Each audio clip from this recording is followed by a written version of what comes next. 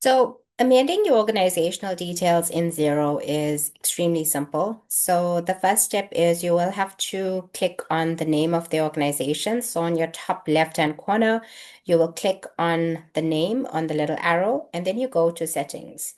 Once you are in settings, there is quite a bit of information in here, but for our purposes right now, we're looking at organizational details, which includes the address for the organization, your logo, and basic information.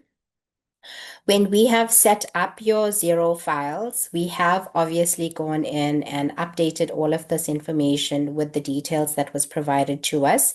You can, however, go in and amend it at any time. For example, if you want to upload a logo for your organization, you can go in there. You would pull it from wherever you've got it saved on your computer. Just keep in mind that there is a file size limit. You also would have to have it in a JPEG format or a PNG format, I think. So in here, we've obviously got the name of the organization. You can put in the industry, so you can type in whatever you want. So I'm just going to put not for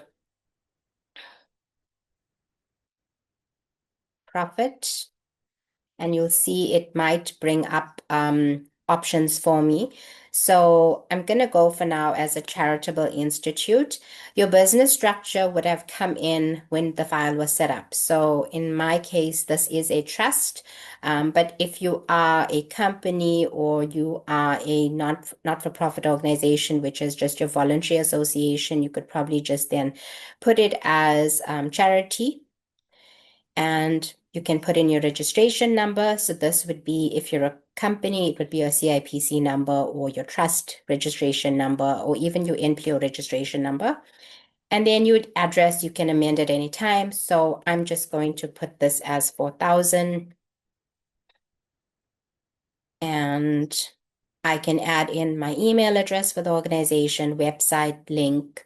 You can put in your handles to your social media, for example, Facebook and X, and even if you're on LinkedIn, and then you literally just click on save. And that is how simple it is to amend organizational details.